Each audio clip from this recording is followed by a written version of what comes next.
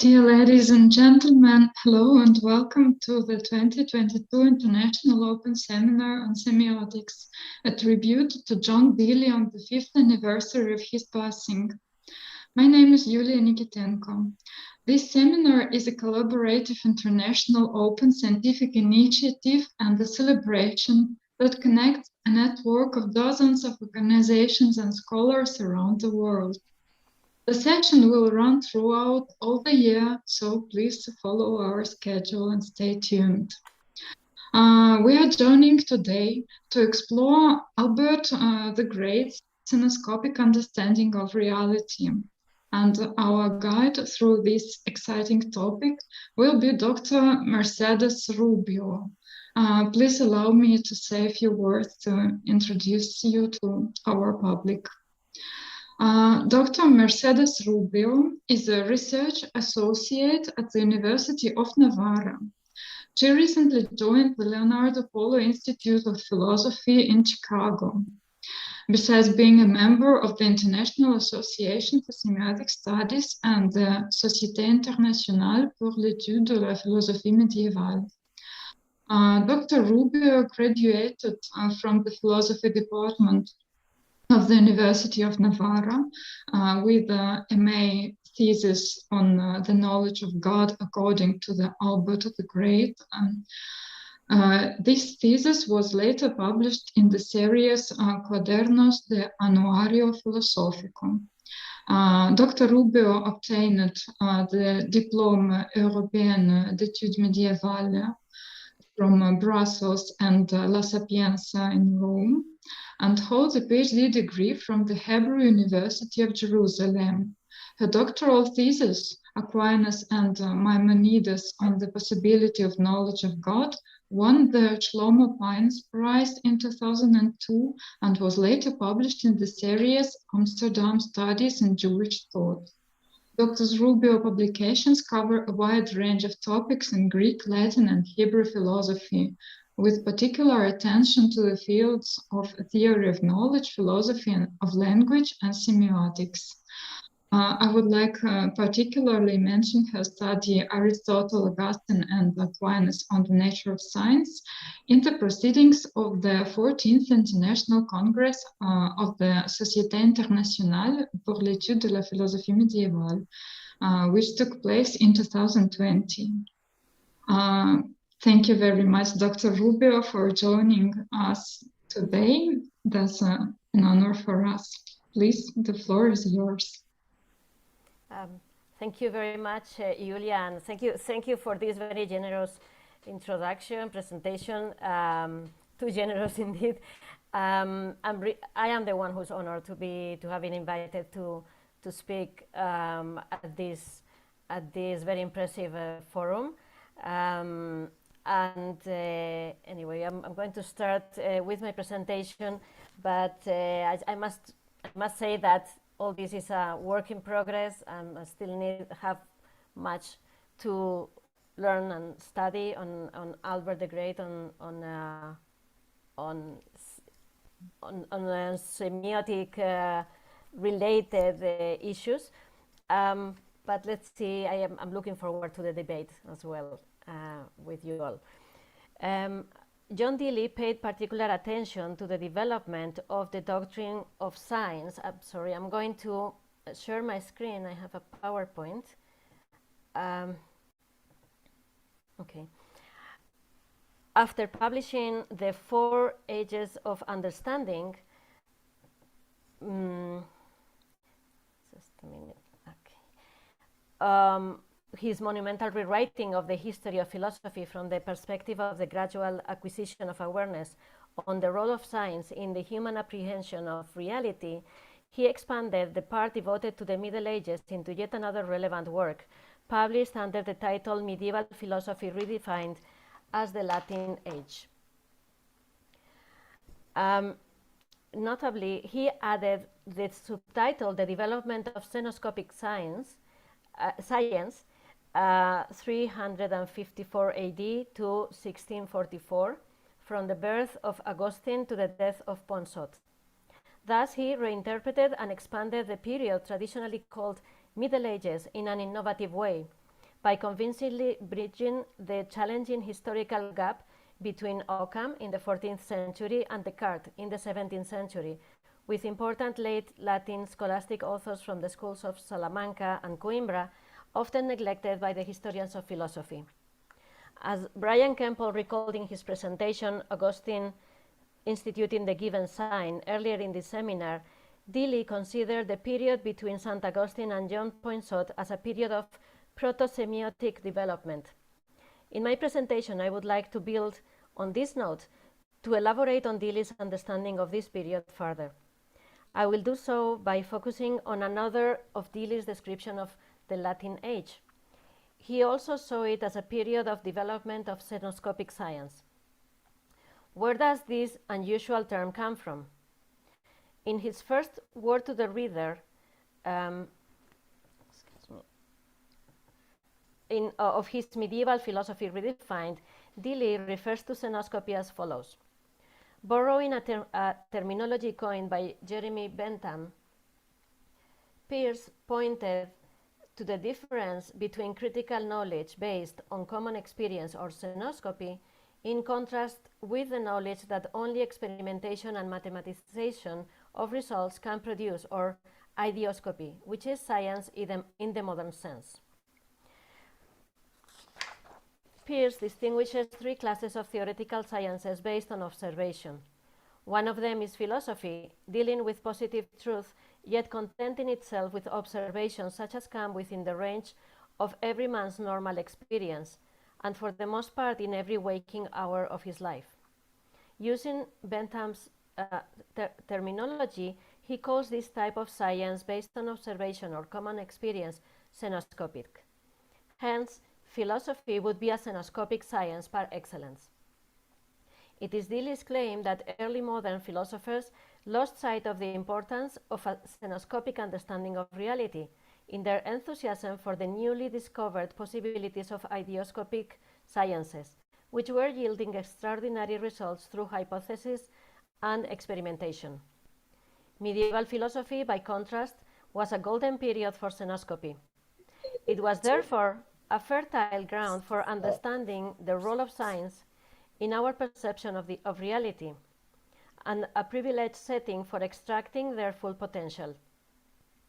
I believe that there is no other medieval scholar who represents better what a Cenoscopic thinker is than Albert the Great. I was therefore thrilled when I received the invitation to speak here about his contribution to semiotic. Now I'm going to speak a little bit about Albert the Great, Aristotle, and John Deely. Albert of Lauingen, 1200 to 1280, circa. We don't know exactly the year of his birth, but it was around the beginning of the 13th century. Also known as Albertus Teutonicus, Albert the German, was the first university master to comment and paraphrase on virtually all the writings of Aristotle upon their arrival to the Latin West throughout the second half of the 12th century and the first decades of the 13th century. The breadth of his scholarship and of the subjects that he covered in philosophy and in an array of particular sciences like physics, chemistry, botany, or optics illustrate the extent of Albert's Cenoscopic project. This project explains why those who knew him called him Magnus during his lifetime, and why the honorific title Doctor Universalis was appended to his name towards the end of his life. The Middle Ages are the centuries in which the works of Aristotle are slowly making their way into the Latin West. They had been translated into Syriac and Arabic during the 9th and 10th centuries. They were translated from Arabic into Latin, mostly during the 12th century, and at last in the 13th century directly from Greek into Latin, in many cases upon the request of Thomas Aquinas to his friend and fellow Dominican William of Moerbeke. Albert had impressed upon his young disciple Thomas the importance of Aristotle's thought for developing a sound philosophy and theology. Aristotle himself was a Cenoscopic thinker too. The very opening of Aristotle's first book of Metaphysics is an outstanding example of this. All men naturally desire knowledge, a sign, he uses the specific word for sign, semeion, a sign of this is our esteem for the senses. But what is a sign? Aristotle addresses this question in his prior Analytics, where he defines sign as anything which involves in its being the being of something else, either at the same time or before or later, and by virtue of this peculiar nature stands for the later and points to it. Aristotle's understanding of reality journeyed from his oral teaching to the minds and writings of his disciples in Greece, then to other languages, chiefly to Latin, and from there to Albert the Great's own scientific and philosophical approach to the world and man. Aristotle had discovered that signs are an essential element in the way human knowledge works. Albert understood this. Even if, according to some scholars, Albert's writing seems at times a bit eclectic and obscure, he displays a magnificent mastery of the sources and an unusual freedom of spirit for his time. His scholarly production is a unique attempt at developing the long tradition of Christian philosophy and theology, with significant aid of the way Christian, Arab, and Jewish thinkers understood both Neoplatonism and Aristotelianism.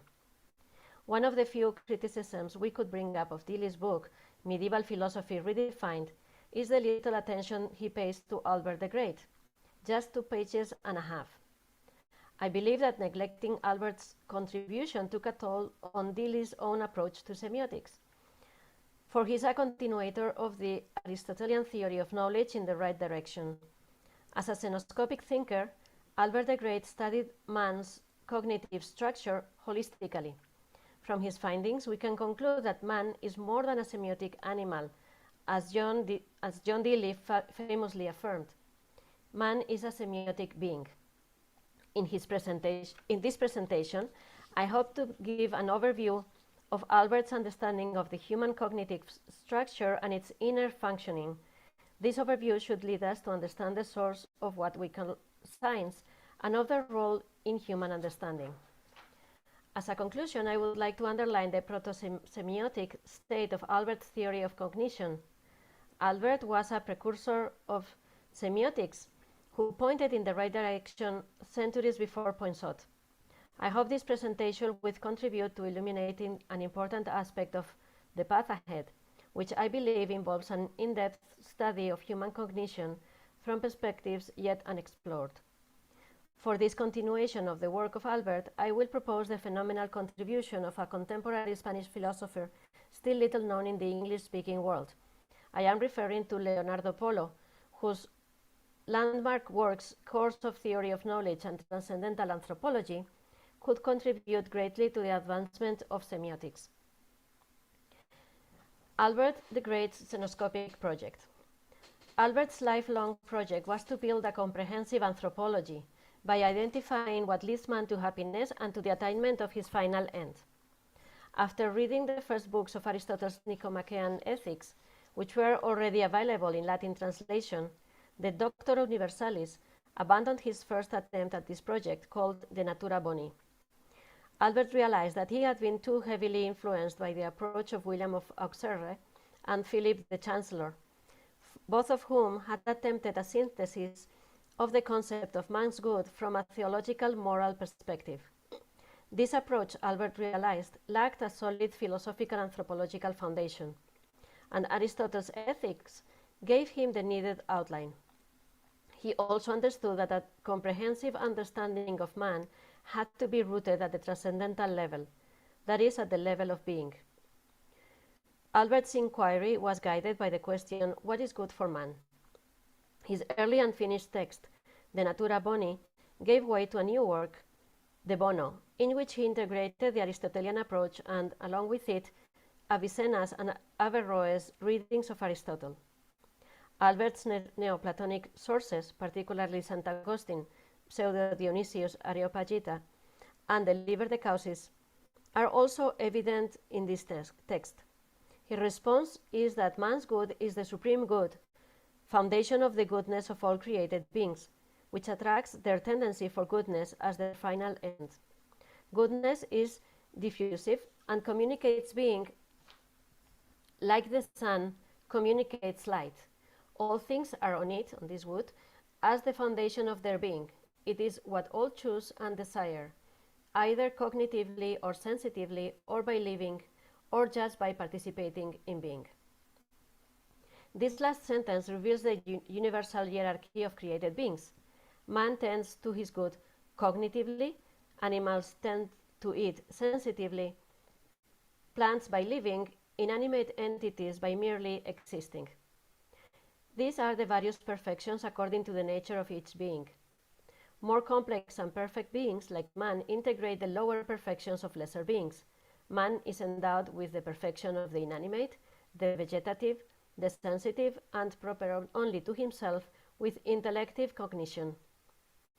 Albert's initial inquiry into who man is focuses on man's moral perfection as guiding principle. As such, moral and political civil virtues are at the center of his reflection. As he becomes more acquainted with Aristotle, however, he shifts his focus and begins to examine dianoetic, that is, intellectual virtues instead. His later writings on the soul, on the intellect, and the intelligible, and on the nature and origin of the soul, stress the acquisition of intellective habits as the most properly human activity for the attainment of happiness. For Albert, understanding the nature of cognition leads to discovering where the human good lies. And discovering how cognition works will give us a better understanding of how to reach that goodness and, along with it, true human happiness. Anyone in the audience could ask now, how is this anthropological project related to the theory of science? My answer is twofold. First, a sign is anything that is meaningful to the knower. Some signs are meaningful to an individual person, others are meaningful to another person. What all these signs have in common is their being identified by the person as calling his or her attention to a certain aspect of reality which is perceived as vitally important, as one more piece in the puzzle of the knowledge of ourselves, of the world, and of our place in it. Second, when we think of what is good for man, we tend to objectivize that good. We seek to discover the object that should be the focus of our desires and toil, that will bring happiness to human life. But is there such an object?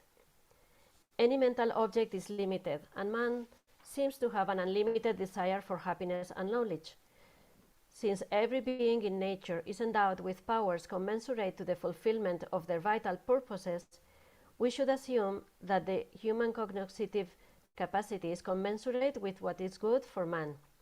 Consequently, delving into the nature and inner processes of man's knowledge should yield important information about the nature of science and of the role that they play in the attainment of man's final end. As Alain de Libera asserted, the heart of Albert's thought is his theory of knowledge. I will now illustrate the semiotic nature of Albert's gnoseological approach with a relevant text from his commentary to Aristotle's De Anima. Now, I will start a new section in the presentation on the cognitive structure of man. Albert considers the intellect as the core of human being as such. In addition, he understands man as a work in progress, capable of gradually increasing in perfection. This applies to man's intellectual abilities too, leading him to explore the way in which intellectual perfection can be achieved. By growing intellectually, man can attain human perfection, but this process is complex because the human cognitive activity is manifested at different levels through various cognitive organs. Each one must be examined separately in order to discover how they work and interact. The rational soul and its vital functions through the body. This is the first layer that we will examine. The soul's operations are man's first cenoscopic insight into the way human cognition works. Albert defines the rational soul as a type of act but not like the one found in physical bodies like minerals and other inanimate entities. The soul is, as an act, is the principle of life. As such, it is a special form, unlike the form that merely informs matter. For Albert, the form of hylomorphic entities in which the form does not exceed the body and its capacities, as in the case of the inanimate bodies, is properly called natura, nature. The form that the soul is more than the one that merely informs matter, because in addition to informing the body, it is its source of life and movement, thus closely resembling the first agent cause of everything.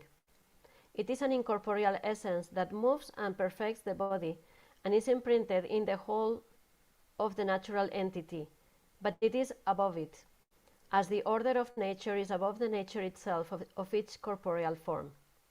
While the form that just informs material bodies does that one thing, the soul both shapes the organs and locates them in different parts of the whole, and also powers the multiple operations proper to life, each one of which is proper to it and essential. By operating its essential actions, that is, the living functions, in the body which it habitually powers, the soul is the principle of an organic body. It operates in the body and in relation to it, because it cannot act without bodily instruments. By asserting that the soul habitually powers the body, Albert points to the nature of the soul as a very unique habit. He understands this habit as a source of power intrinsically related to human natural life, that is, in connection to the body. He also defines the soul as the first act of the organic physical body, something that man has in common with animals and plants. This act is the being, esse, of the body, understood as the diffusion of the form in the matter that it informs. Albert qualifies this act as a peculiar one, in the sense that it is the principle of man's essential operations. And I'm underlining the word essential. The soul requires the body to fulfill its purpose, informs it and transmits to it its powers in a diversified way. Hence, the multiplicity of faculties operating at various levels, from the most physical to the most incorporeal one, vegetative, sensitive, rational, each one benefiting from and serving the others. It is a principle, an intrinsic cause of order and movement of life. Albert exemplifies these activities with the act of sight and the visual power, both of which he identifies with the soul in a peculiar way. I will explain. The soul's power performs the vital act of sight according to the nature and complexion of the eye. The sight is the formal substance of the eye, which gives it the ratio and name of eye. The eye itself, which is called pupil or body of the eye, is the matter of sight. When the eye has no sight, as in the case of a statue or of a painting, both the eye and the pupil are called so only equivocally. What gives each organ its being and ratio, that is, the notion in the mind and the intention of its name, is the soul which powers them. This power, however, is intermittently activated. Therefore, both the sight as the act of seeing and as the habitual power of the organ, which means having sight and not using it, are also what we call the soul. If the soul is the first act of the body, the acts of the various organs are secondary acts. The body is only the matter of the organ. Now I begin another section on this cognitive structure of man, called the intellect and the interplay of light and shadows. For Albert, the rational soul is not synonymous with intellect. In his commentary on Aristotle's De Anima, Albert addresses the question how the intellect is another kind of soul, inseparable, and how it is the shadow of the intelligence, while the sensitive soul is the shadow of the rational soul, and the vegetative is the shadow of the sensitive soul. So I'm underlying the stress is mine, of course. The intellect is another kind of soul. Now, this text reveals his understanding of man as a hierarchical structure, where the higher levels define who man is. We could say what man is, but I prefer my choice of who is has a purpose. Maybe we can discuss it during the debate. While those below are functions at the service of man as such. Each member of the hierarchy, starting from the highest one, casts its shadow on the one immediately below. Thus, the intellect is the shadow of man's intelligence, which sits above. This could be, we don't know exactly if Albert is referring to man's intelligence or to God as an intellectual, as the intellectual supreme being. In this I cannot say because it's not clear according to the context, but I took it as man's intelligence, but it could be discussed and challenged. Thus the intellect is a shadow of man's intelligence which sits above. The sensitive faculties, among which the 5 external senses and the internal ones, imagination, memory, and estimative, are a bodily shadow of the rational soul, which is immaterial. The use of the metaphor of the shadow reflects his effort in finding ways of describing a reality that eludes ordinary language, as well as his familiarity with the fields of physics and optics. Physical bodies cast shadows when they are in the way of rays of light. The shadow is a physical sign of the body, indicating its presence. It also indicates the presence of light indirectly. The shadow is an absence of light in certain spaces as a result of the rays of light encountering a physical body and being blocked by it. In the absence of light, there are no shadows. Analogously, the hierarchy of perfection in man that Albert describes is made of light, starting from the uppermost intellective perfection. This source of light, which for him reflects divine perfection, illuminates everything below it. The rational soul is a sign of the human intellect and also its shadow, because the rational soul depends on the body to perform its vital actions and is therefore less perfect than the fully separated human intellect. The sensitive soul, in turn, is the sign of the rational soul because the form's operations serve reason by providing the data of external senses and preparing it for formal abstraction. It is also the shadow of the rational soul because the senses can only fulfill their purpose through their bodily organs, and this points to their perishable material nature. Finally, the vegetative soul is a sign of the sensitive dimension of man because its purpose is to preserve the bodily organs so that the sensitive ones can fulfill their precognitive operations. The vegetative soul is a shadow of the sensitive because it lacks the light that enables the external senses to contribute to knowledge through their formal operations, which are prerequisite to intellectual abstraction. Albert understands science as a play of light and shadows. In his view, man's cognitive nature, being of the nature of light, enables him to discover what is below him by means of shadows, that is, from a certain absence of light, which indicates lesser perfection than himself. Each level of lesser perfection in our nature or in the world points indirectly to the higher perfection above, and it is perceived as a shadow of something higher. Cognitive shadows work as signs pointing upwards in search for the source of intellective light. Now I'm going to move into another section called the hierarchical structure of human cognition, close up. For Albert, as for Plato and Aristotle, only man among all mortal beings is endowed with intellect. He is also endowed with the vegetative and sensitive souls commonly attributed to plants and brute animals. In addition, man also has a rational soul unique to him. Albert describes the rational soul as something in between the sensitive and the intellective levels of man's cognitive structure. It is plain that the rational soul cannot be the highest part of man because it depends on the body for knowing sensitively and rationally. Since these two types of knowledge are intermittent, sometimes in potency, sometimes in act, there must be a higher kind of knowledge that is pure act, which sets these lower potencies in act.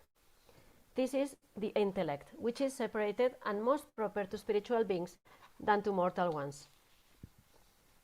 The rational soul is therefore not the upper spiritual part of man, but just the middle one, operating as a kind of hinge between the body and the spiritual part of man. How does Albert explain knowledge from its inception? His commentary on the anima includes a digression to explain intellectual abstraction. Apprehending is obtaining the form of a certain reality, not according to its being, as it is before being known, but according to its intention and its species, under which it appears to the knower through a certain sensitive or intellectual notion, notitia. Albert distinguishes 4 degrees of apprehension, of which only the 4th is properly intellective, that is fully separated from matter.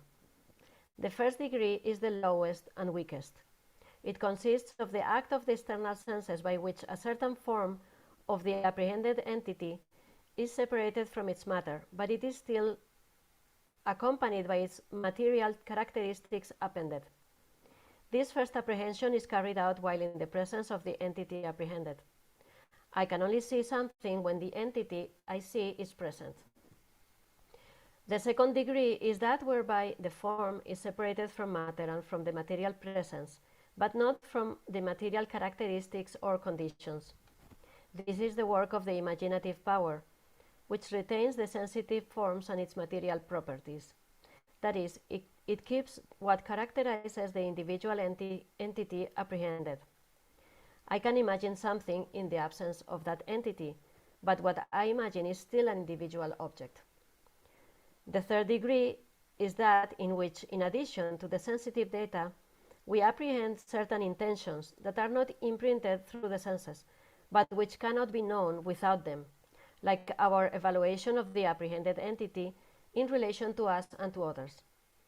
This degree, Albert asserts, is closest to cognition, and it never occurs without estimation and comparison. When I see a lion, I not only see an individual of the felidae species, but I also perceive it as potentially dangerous to me. The last degree is the one that apprehends the rerum quiditatis, devoid of all material characteristics and of the intentions of the sensitive data. These quiditates are simple and fully separated. This kind of apprehension, clarifies Albert, is the only one proper to the specifically human intellect. It is the understanding of the notions of all things universally understood, and not according to what is proper to this or that individual. It should be noted that Albert is arguing for 4 degrees of apprehension, that is, of separation of the form from the matter in which it is found. The external and internal senses truly apprehend aspects of reality, even if these depend on what is most properly material, individual, and sensitive, and they do so by partially separating form from matter.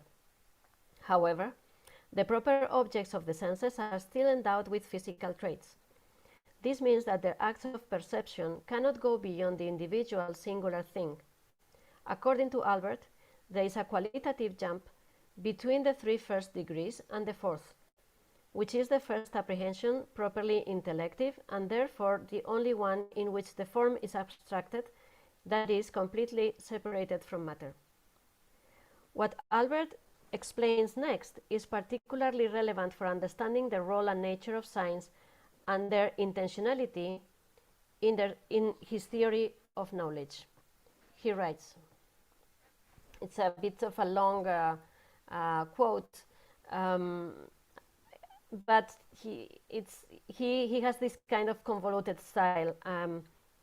I will read it really, it's all continuous, but I will read it into parts, into paragraphs. It should be noted that the form of the thing and the thing's intention are different. Form is the property that is properly what makes the matter in act and the hylomorphic compound be, that esse, by informing them. Intention is that whereby the thing is meant individually or universally according to the various degrees of abstraction. The latter, the intention, does not make anything or any sense be when the intention is in the thing or the sense, nor the intellect when it is in it. So nor the intellect when it is when the intention is in the thing or the sense, but makes a sign and notice of the thing. Therefore, the intention is not in the thing like the form, but it is rather the species of the whole notification of the thing, of the whole notitia of the thing. Now, I unquote, just a break. Albert stresses that extramental being is of a different kind than the being of mental objects. The latter is what is intentional mental object, no? Making a sign and notice of the extramental thing. Then he goes on, quote, the intention, which is abstracted of the whole and signifies the whole, is predicated of the thing. The intention of redness is that is in the eye notifies about the whole thing, just as the intention of the individual non-present thing that is in the imagination does. And this is what Aristotle said, that the senses are of individual things. He did not say that they are only the form of something, but of all the particulars, just as the intellect is of the universal, which is not a notification and species of the part, but of the whole, and therefore it notifies about the whole, unquote.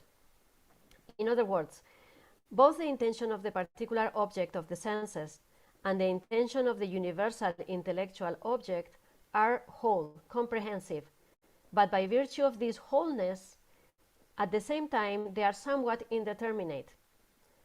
By being so, the intention calls the knower's attention to looking into the matter more closely. Human cognition has the ability of zooming in and out of the reality apprehended, if you allow me the expression. And intentionality is the guiding light for that zooming in and out. But where is the source of this light? Let us now zoom out of the process of abstraction from the senses to try and expose the big picture of our cognitive structure. Now I'm starting another section called the hierarchical structure of human cognition, zooming out. For Albert, man is the nexus between God and the world, and the connective is his intellect. Let us see what this connective looks like. The rational soul, Albert asserts, is a human perfection as a whole and as an incorporeal essence, having in itself dominion over the sensitive and the vegetative life, and over the activities of intellectual life. It is substantially one, uniting to itself all the natural powers. The intellect is separated from matter and unmixed. Therefore, it is above the rational soul and does not communicate directly with the body. It powers the soul through its upper part, through the upper part of the soul. The soul communicates with the internal and the external bodily senses. These potencies, in turn, communicate with the body through their proper organs. Albert describes synderesis as pars intellectus conjuncta habitui operabilium. It's a habit that is related to what is above and below itself, connecting between the upper and the lower parts of the soul. According to his intellect, man is also twofold, with the upper intellective part tending to God, and man's inquisitive reason, the lower part, uniting him to space and time. Both intellect and discursive reason are separated, purely immaterial. But while the intellect looks upwards to that which is above man, reason looks downwards to that which is below him. Albert asserts that man is more likely to attain temporal happiness through the intellect than through discursive reason, due to the intellect's higher position in the structure of man. Albert fully adopts Aristotle's theory of the passive and active intellects, vigorously criticizing the various interpretations of the Arabic commentators who place one or both intellects outside of man. Both the possible and the active intellect are separated in the sense of fully immaterial. Their intelligibles are universal, with no trace of individuation or particulars. In line with Albert's hierarchical understanding of man, there is a hierarchy between them too, with the active intellect as the superior and the possible intellect as the inferior member. In his De Homine, Albert elaborates on the twofold description of man as dependent on the physical world by nature and as belonging to the incorporeal, immortal realm thanks to his intellect. The latter, Albert argues, is the foundation of man's likeness to God. Only intellectual activity leads to a truly human life, fulfilled and perfect, and is the source of true happiness. According to Albert's De Intellectu et Intelligibili, the human intellect is the first image of the light of the first cause, which is linked to space and time. Man is as he is so as to know, and his link to space and time requires him to develop science through observation and experimentation. Albert mentions two other intellects, the speculative and the adeptus, which means obtained, overtaken. But man can only acquire them by gradually growing in human perfection, and this means acquiring intellectual habits. These are for Albert more connatural to man as such than moral virtues. They are more needed because only through intellectual virtues can the moral ones be determined and exercised. Another section, the last section of this part on the intellectual human structure, the source of cognitive light. Albert attributes to the active intellect the task of abstracting intelligible forms from the sense data and making them universal. It also illuminates the potential intellect so as to know in act. The essence of the active intellect is light and pure act. This is the intellect that causes all men to desire knowledge by nature, as Aristotle says at the beginning of the Metaphysics. Likewise, it is free because it understands when it so wills. The active intellect acts on the potential intellect as efficient and the potential as the one receiving. He also compares the active intellect to the sun. In what seems to be, at least to me, one of the most groundbreaking proposals, Albert asserts that the active intellect is founded as if in that for which the thing is, namely in man's being, while the possible or potential intellect is founded in that which the thing is, namely in man's essence. I added the quote in Latin because I think it's very, very striking the way he puts it. I will elaborate on this in my conclusions. In the Unitate Intellectus, Albert asserts that the soul has three fields of knowledge or theory, or theoria. The first is philosophia prima, attained by the light of the active intellect. The second field is mathematica, acquired by reverting to the imagination. And physica, acquired by reverting to the senses. So here you see the three levels, right? The active intellect that enables us to look upwards, mathematics that which would be like the par excellence ideoscopic science, looking inwards. No? He says he attributes it to the imagination, and physics that is developed by reverting to the senses, going outwards, no, out of man. The one that directly contemplates the first cause is in act, and this is what the active intellect does. The light of the active intellect illuminates upwards to the first principles of reality, cognoscitive and extramental. It also illuminates downwards and inwards by activating reason and finding mathematical principles. Finally, it illuminates extramental reality by activating the external and internal senses to know the physical world. And now I'm going to the conclusions. Albert the Great is not a semiotician, but he is a proto-semiotic thinker. He points in the right direction. In order to understand science, we must delve into the nature of our cognoscitive nature and structure. Science permeates it. They are an intrinsic aspect of it. The fact that we can turn any physical object into a sign is just a projection of our inner self, of the way we think and discover ourselves and the world we live in. Albert is aware that extramental being is really diverse from mental being.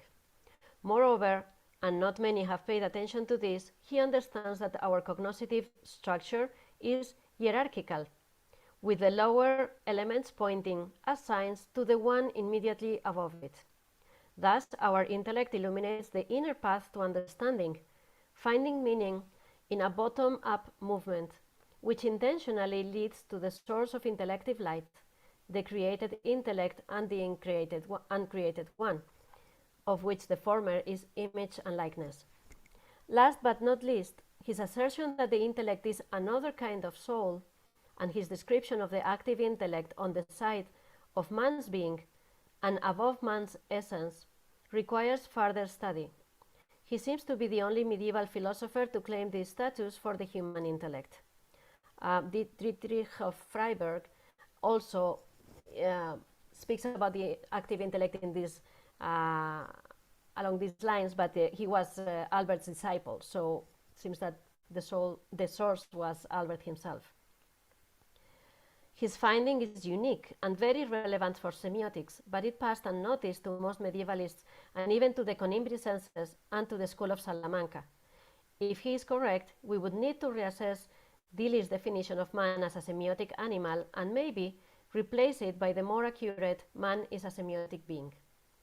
Another philosopher could help us along this trail after having developed what is probably the most solid and complete gnoseology to date. Leonardo Polo, who was contemporary of John Deely. He was born earlier and died just a few years earlier. Next year is going to be the 10th anniversary of his passing. I advise anyone who would like to go deeper into the way our cognoscitive structure is built and functions to study his 4-volume course of theory of knowledge and to complete this study with his take on man in his transcendental anthropology. I am currently working on the study of science and the active intellect with this powerful guide, and I expect it to yield promising results for the development of semiotics. I look forward to discussing my findings with you all in the future, in a future venue, but in the meantime, I thought I would recommend to you some bibliography for continuing with this research. Thank you very much.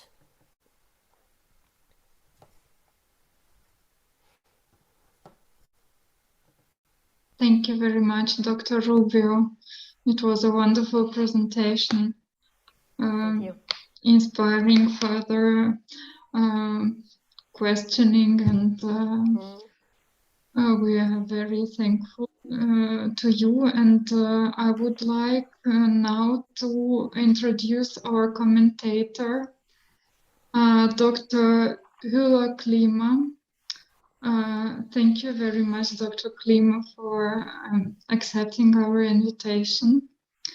Dr. Klima is a professor of philosophy at Fordham University, New York, director of the Center for the History of Ideas of the Institute of Hungarian Research, doctor of the Hungarian Academy of Sciences, founding director of the Society for the European History of Ideas, founding director of the Society for Medieval Logic and Metaphysics, and editor of its proceedings, as well as an editor of the Stanford Encyclopedia of Philosophy and of a book series at Fordham, Medieval Philosophy, Texts and Studies, and at Springer, Historical Analytical Studies on Nature, Mind and Action.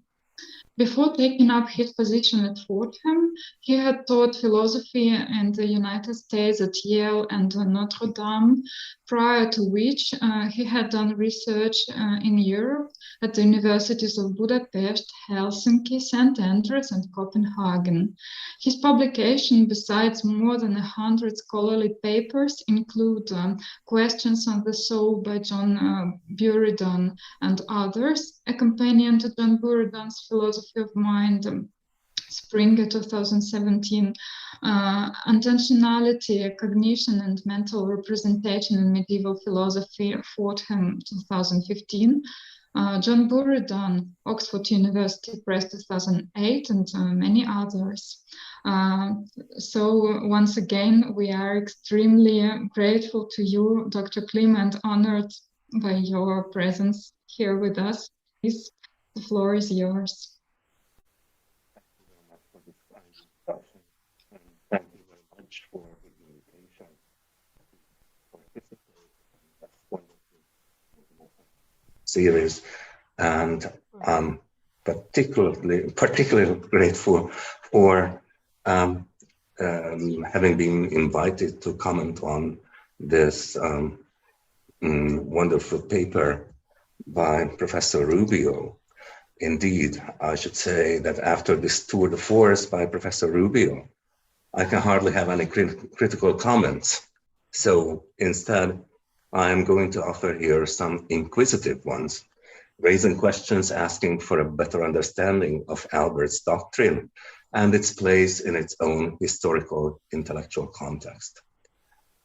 Here I must note at once that I am not an Albert scholar. At least I am certainly not as familiar with his doctrine as I am with that of Aquinas. So my questions will come mostly from a Thomistic background, as it were, asking about some apparent contrasts with Aquinas' doctrine. After these historical clarificatory questions, I will also raise a general theoretical issue concerning the apparently puzzling sophistication of a cenoscopic as opposed to an ideoscopic cognitive psychology. So my historical questions concern the ontological status of the powers of the soul in Albert's doctrine. In the first place, Professor Rubio at some point seems to attribute the generally Augustinian doctrine to Albert, famously rejected by Aquinas, identifying the powers of the soul with the soul itself. As Professor Rubio stated, Albert exemplifies these activities with the act of sight and the visual power, both of which he identifies with the soul. So Albert is apparently an Augustinian regarding the powers of the soul contra Aquinas. But does he identify even the acts of these powers with the substance of the soul? Aquinas' main argument against such identifications is that since the soul's substance is itself in act throughout the life of the living thing, its powers, were they identical with the soul, would also have to be on, that is, in act all the time, throughout the life of the living thing, which is not the case. We do not always see, etc. One way to answer this problem would be to introduce the idea of contingent identity. The power in act is identical with the substance in act and ceases to be identical with it when not in act. But to this, Aquinas might retort that the act of the substance of the soul is nothing but the life of this living substance, and if a power of the soul in act is the same as the substance of the soul, then its act must also be the same, but that act is the life of the living thing, so the power would still always have to be on, active, as long as the living thing lives. In any case, this is just a question raising the issue whether Albert is indeed an Augustinian in this regard, and if so, how he could handle the arguments of his famous student. So this is the first question, asking for clarification of the details of Albert's doctrine. In the second place, I would wonder about the ontological status of the human intellect, and whether Albert is possibly flirting with Averroism concerning this issue. For some formulations of Professor Rubio's paper, for example, when she talks about the fully separated human intellect, might be taken to suggest that according to Albert, the intellect is separate in its being from the human soul-body composite, like a separate spiritual substance and intelligence, namely an angel. Yet in other places, the paper claims that the intellect is the spiritual part of man. To be sure, the intellect can be unmixed with matter and yet not separate in its being, at least by Aquinas's lights. The trick is that the intellect informs the soul only, but not the composite of body and soul. Yet it is individuated by the individual soul, individuated by the body. So it does not have to be a separate substance, one for all humans, in the way Averroes imagined. I wonder if Albert already has this solution, or it is original with Aquinas. So that is the second historical question. And finally, I should come to my general theoretical question about the methodology of a cenoscopic cognitive psychology. So in this connection, I would raise the issue of why a cenoscopic approach to man's cognitive structure can be successful even without the aid of ideoscopic insights, namely those provided by scientific experimentation. My suggestion is that the functionalist approach of medieval Aristotelian cognitive psychology can achieve much by simply analyzing our cognitive processes in terms of the flow of information without having to know much about the actual encoding, transcoding, decoding mechanisms. So they can tell us a great deal about what sorts of processing units there have to be in our cognitive structure, with what sorts of information processing functions, without knowing much about the wetware carrying it out. Much like a software engineer can tell us a lot about what sorts of processes need to take place in a computer without knowing much about the hardware carrying them out, which in fact may vary from magnetic to optical to crystal to quantum state-based, etc. So, for instance, the issue raised by several medieval authors, whether the organ of the common sense is the heart or some part of the brain, can be left undecided while providing a sophisticated functional analysis of the workings of common sense, integrating the sensory information streaming in through the senses, providing the ability for perceiving, and with the help of memory, even recognizing objects. Indeed, I think we can still learn much from these sophisticated functional analysis in our modern experimentation with artificial intelligence. So I'm just wondering about Professor Rubio's thoughts about this matter, because viewed from this perspective, dealing with Albert and other scholastics is certainly not just a matter of satisfying our historical curiosity, but may have genuine benefits even from a purely contemporary, indeed futuristic theoretical point of view. Mm-hmm. And that's all from me. Thank you very much. Thank you. Thank you very much. Well, I hope I got all your questions correctly. If otherwise, please correct me on the spot. But I'm going to start with the first one. You asked about this seemingly identification of the powers of the soul with the soul itself, and it's true that St. Augustine had this view, this take on the soul. I'm not an Augustine scholar, so I will not go into that, but what I have seen that Albert does in other places where he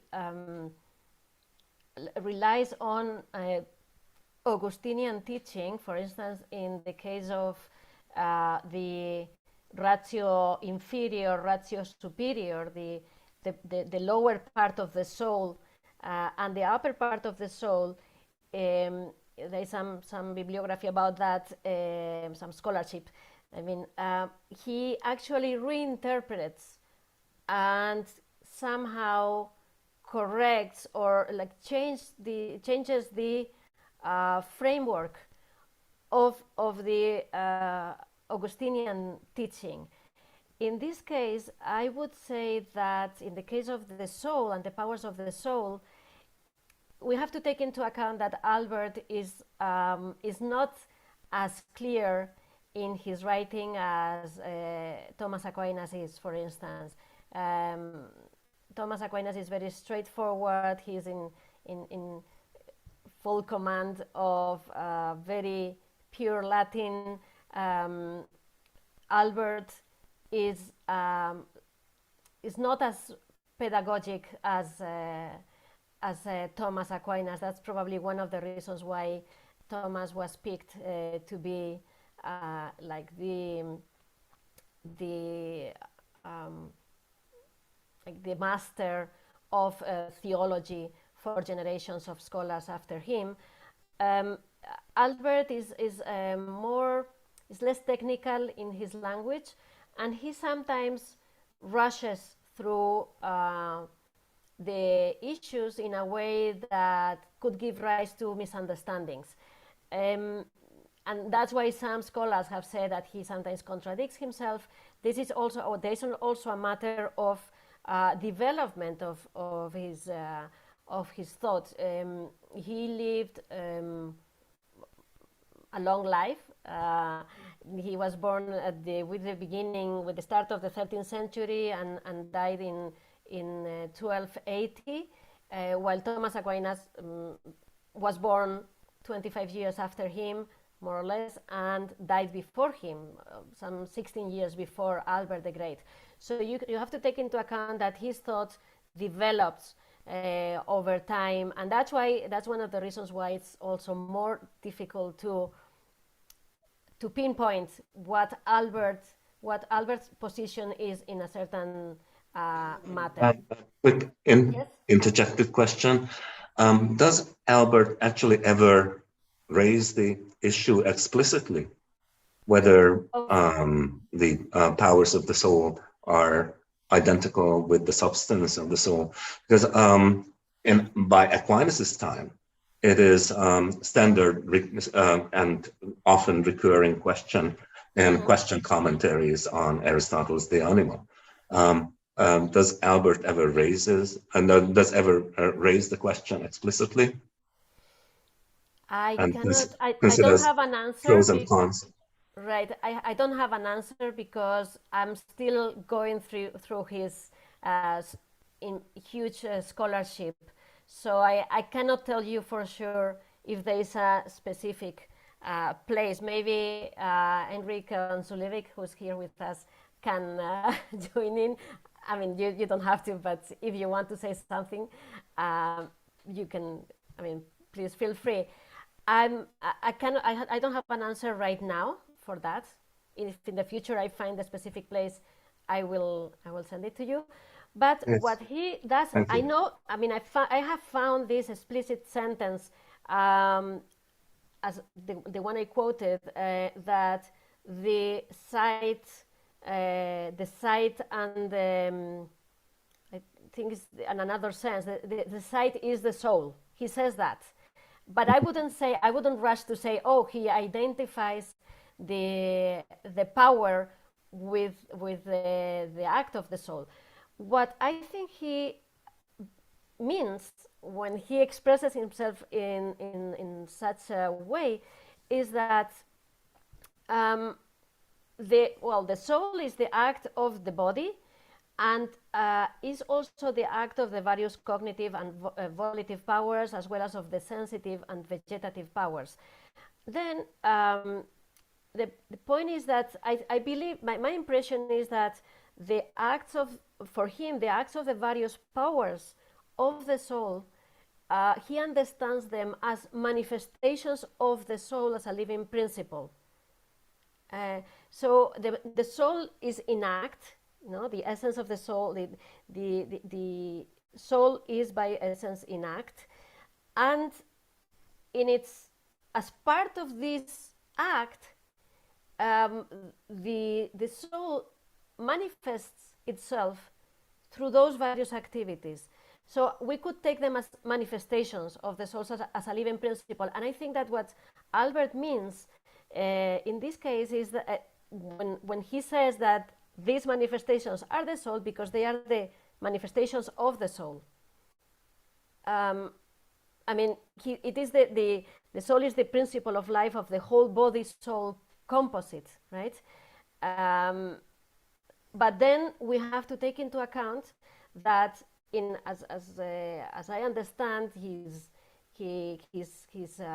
take on the human on the human person, the human being, that the soul is not this. I mean, how can we explain that the soul is sometimes manifesting its activity and sometimes is not? Well, because the soul is only the middle part in man. It's not the upper part. He actually uses the expression it habitually powers the body, that the soul habitually powers the body. So he understands the soul as a type of habit, a very peculiar habit, because he says it is an essential habit. But I mean, where does this habit come from? It has to come from the upper part of man, which is the properly spiritual part, and that is the active intellect, which actually powers the soul. It gives it yields its act to the soul. This is an interpretation that I have as a working hypothesis. Don't take it as something, please, it's just my interpretation and I'm still working on it, so I might change my mind, but this is where I think he could lead. But as I said, it's there are those who know much better than me, and they might correct me. Well, in any case, I guess this answer directly leads to my second question about the status of the intellect. Right, yeah. So I think that when he speaks about the fully separated intellect, well, Aristotle said that. It's not just Albert. He said that the active intellect is separated. He says that it is divine. He has a set of descriptions of the active intellect. Separated from matter, right? Yes, exactly. So in but that is it separated from the four matter composite, the human person? Of the four matter composite, the human separated person from matter, from matter, not from the person. That is the question.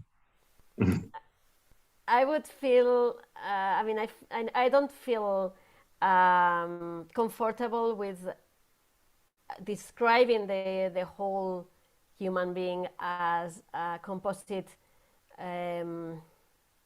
You're talking about the body and soul composite? Yes. Okay. It is separated in the sense that the soul-body composite, and again, this is another working hypothesis that I'm studying, like I'm working on, and I might stand corrected in the future. But the body-soul composite is man's essence. Whereas while he puts, and I'm saying this because he's the only one, the only medieval, apart from Dietrich of Freiburg, who puts who places the active intellect on the side of man's being. And you know how groundbreaking Aquinas' discovery of the real distinction between being and essence was, right? He did. It was a real step forward from Aristotle by developing Aristotelian doctrine. And along the way he also discovers the act of being. Because Aristotle speaks about being, speaks about act, but Thomas Aquinas, to my knowledge, is the first one who says that there is an act of being. And then he finds this real distinction between being and essence. But what Aquinas fails to do is to apply this discovery to the human person, the human being. And if you, and my, I don't know, this is just an inkling, but my inkling is that Albert has, is already applying this distinction when he says that the active intellect is on the side of being, and that the soul and body are on the side of man's essence. And this would be hierarchical. There is a hierarchy in which the active intellect is higher and is the source of that act that the soul, that enables the soul to form, to give form to the body and to power the bodily and the living functions. So it's hard for me to answer your question, because is that outside? Well, it is outside of essence, that's for sure, of man's essence. But it's not outside of man, because man needs his being. It's kind of a tricky Professor solution provided by Aquinas. Aquinas' interesting solution is that the intellect is not a separate substance, a subsistent entity, in the way Averroes interpreted Aristotle's claims about the agent intellect, but rather it is an inherent entity, inherent in the soul alone. That is what secures its immateriality, because it is not inherent in the matter of the person or in the composite of matter and the soul, that is the matter and form, but it is inherent in the form alone. And that allows it to be an individuated and part of the individual human person. Yet it is still immaterial without being a separate subsistent entity. So this is how Aquinas solves the problem of the immateriality of the intellect and its individuality at the same time. So he is not going along with, he is unwilling to go along with Averroes' interpretation concerning this thesis of the unity of the intellect, the immaterial intellect, for all human beings, which would be separate in its being from individual persons and would be united with human thinkers only in its operation, right? Exchanging information back and forth. But Aquinas rejects this idea, because then he says it would only the intellect that would do the thinking. This separate intellect would be like a mainframe computer connected to these dumb terminals that we are, and with only exchanging information with this mainframe computer. And so Aquinas says, since men, individual human persons, think, the process of thinking must take place individually in each individual human person, which means each individual human person must have their own individualized immaterial intellect, which can be immaterial by inhering only in the individual souls of individual humans. Now, fine. This is Aquinas. I'm wondering whether something like this can already be found in Albert.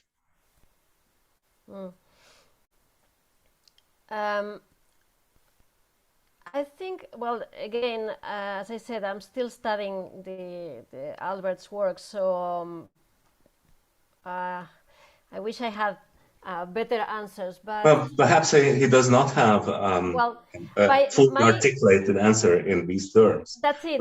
It would be interesting to see if there is some anticipation of Aquinas' solution in his work.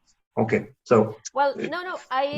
What I can say is that I don't think that that we have to put. It's true that that Aquinas puts the individuation on the side of the on the lower part, let's say, but I'm not sure. if we must say that if we have to say that, because what is the problem with having if the active intellect is the being of man, no, the being of the human person, and as such is the upper part of the human person, which powers everything else in the human person, why should we say the opposite when talking about individuation? Why should the active intellect or the intellect not be also the source of individuation for the whole person? Why is the matter? Let me give an example, and I think we're now thinking Cenoscopically. Okay, so when the soul separates from the body at death, the body disintegrates, it falls apart, it loses its individuation, which means that, well, we could say the individuation comes from the soul. But if the soul is powered by the active intellect, it means that we have to say that the individuation of the soul also comes from the active intellect. And I think it's... This may be a genuine difference between Aquinas and Albert, actually, because as we know, for Aquinas, the principle of individuation is designated matter. So he squarely places responsibility for individuation on matter. And he accordingly works with two different orders of priority. So the priority in individuation belongs to designated matter. The priority in being belongs to the form, the soul, and in the case of intellective soul, to the soul that is endowed with its intellective power. So that is precisely this twofold order of priorities that is later Thomist's answer to Scotus's charge against Aquinas's conception of individuation, that Aquinas thinks that designated matter, which is the chunk of matter designated by quantity, is principle for individuation. So ultimately it would be quantity that is an accident. How can an accident be responsible for the individuation of a substance that already has to be there to provide being for the accident, the quantity, dimensive quantity itself. So that is further subtleties coming up in later developments. But it would be interesting to see again whether such subtleties in Nuta, as it were, are already present in Albert. So that's another suggestion that you might want to check out. Yes. Well, what I can tell you is that that it's certainly a different position from that of Aquinas, because Aquinas himself did not did not place the active intellect on the part of being, of man's being, and so as a consequence he needs to look for the source of individuation elsewhere. But as I said before, he lived he lived a shorter life, and he might have developed or found that out afterwards. I don't know. Yeah.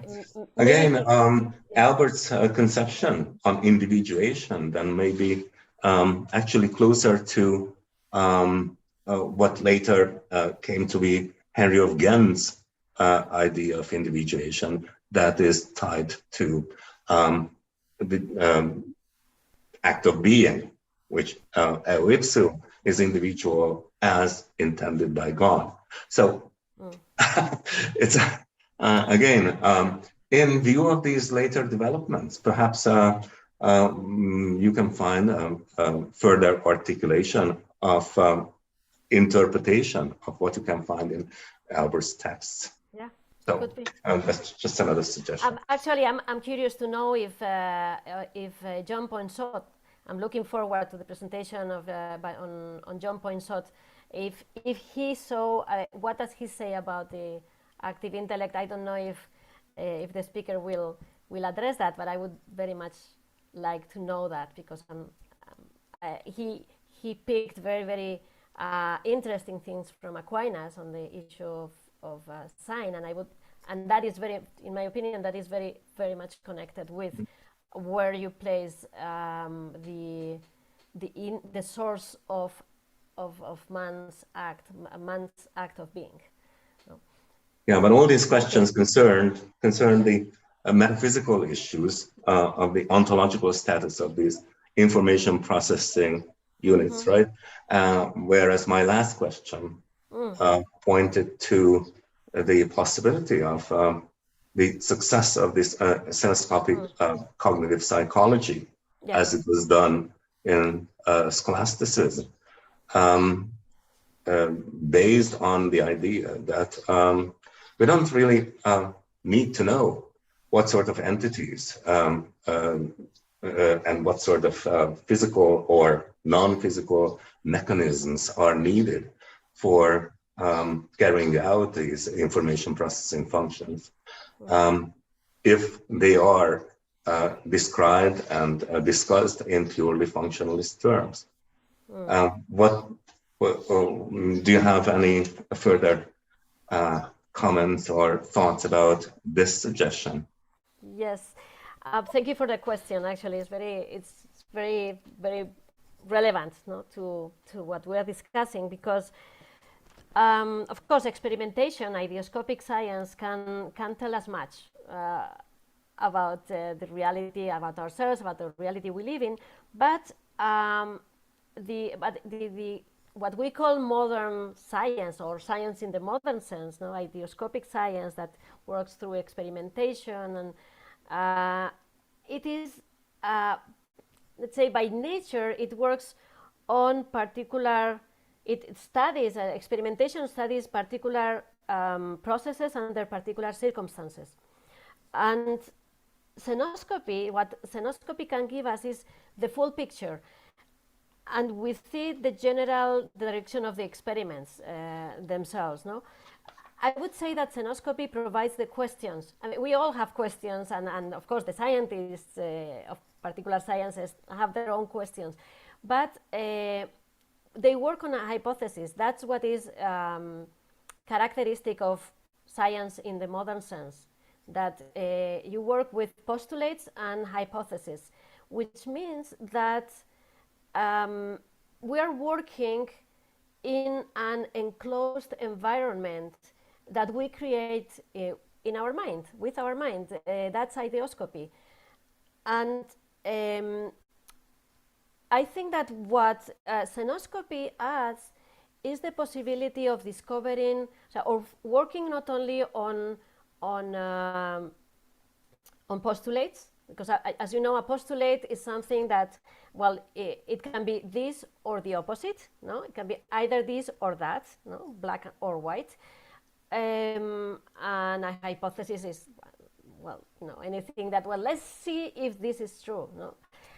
Whereas with Cenoscopy, you can work even on axioms, and this happens, for instance, in the way our knowledge works. And an axiom is something way stronger. An axiom is something that has to be this way, and it cannot be the other way. I'll give you an example, a very classic example that comes from Aristotle, that knowledge is act. No, if you stick to this axiom, no, that knowledge cannot be anything else but act, that when we forget one of these axioms and try to find out the nature of ourselves, no? Of who we are, there is all kinds of we fall into errors, we fall into contradictions, and it would be too long to discuss this now, but Leonardo Polo, the author of these two books that I showed at the end of my presentation, he has developed a theory of knowledge based on, it's an axiomatic of knowledge, and I think it's quite convincing, and it actually gives you like a point of reference to study the whole history of philosophy and see where each philosopher is from the point of view of his theory of knowledge, much like what Deely did with the history of the study of science. So what I think that if we don't know, as you said, now if we don't know what knowledge is made of, for instance, now we could say, well, what's the point of knowing what knowledge is made of if it's working and this is the way we process information and this is the way we work. There are some things that for which we don't have, there are some questions for which we cannot have an answer, because for instance, how do you explain error? Now, where does error stand in our way of knowing? If you are only studying knowledge as a process, well, one process is just a process as like the other, as another process is, no? You could say, well, what's the problem with that? Okay, you can have that, but in that case, we cannot reach a dialogue, a common ground, and the classical psychology is all about having a common ground for discourse. That's what Aristotle's logic is about. No, it's about finding common ground. Dialectics is about that. I don't know if my answer is clear enough, or if I'm really addressing your question and answering it. But I think that's in the case of knowledge, we need to know what knowledge is made of, because if it's not light, as Aristotle says, and Albert works a lot on this image of which is more than an image, I think, the image of light, no? Knowledge as light and being as light. If knowledge is not light, knowledge is not possible, right? And light has certain properties, and these properties are what enables us to apprehend the extramental reality and also intramental reality. When knowledge is working, is functioning, it also learns about itself. It's actually a very cybernetic understanding of knowledge, because, as you know, cybernetics is the science of machines that learn from their own processes, right? So cybernetics is just a projection of our own way of functioning when knowing. We learn from our own, from our way of doing things. That's what the ladder of abstraction, the ways of the levels of abstraction is about. When Aristotle and Albert here describes the levels of abstraction from the senses, and then through the internal senses, then through the estimative, and then abstraction as such, no? Which is purely intellectual. Aristotle is talking also about habits, intellectual habits that actually learn from the way we did the previous apprehension from matter, and improves it. And then each level in that process of abstraction or apprehension from matter, or separation from matter, is actually an improvement over the previous one. If you see what I mean? So how do we do that? We do that through intellectual habits. We learn how we did it and improve it. And I think that anyway, the theory of habits, of intellectual habits, has been quite neglected, I think, during the modern and contemporary periods. I'm looking. I mean, I'm looking into that. What the medievals had to say about that. Unfortunately, is not much, because they focused on moral habits, which work in a different way. Actually, it was just in this March that a former student of mine at Fordham defended her thesis at the University of Montreal, University of Quebec at Montreal, on intellectual habits, the intellectual virtues in John Buridan. So there is a growing interest in dealing with intellectual habits. But in any case, just to very briefly return to my original suggestion rather than question, I certainly didn't mean to suggest that the issue of the particular mechanisms and the particular medium in which these cognitive processes take place would be irrelevant. On the contrary, it is a very important issue whether all those sorts of information processing that take place in the human cognitive structure can in fact be reproduced possibly in other media, such as artificial intelligence or cyborgs, etc., etc. Recently, not very long ago, in a joint paper with an electric engineering professor in Texas, we argued in a joint paper that based on Aquinas's metaphysical arguments, that certain intellectual processes, in particular the generation of simple universal concepts, could not possibly be reproduced in machines. So that's a further issue, but I really don't want to take up all the time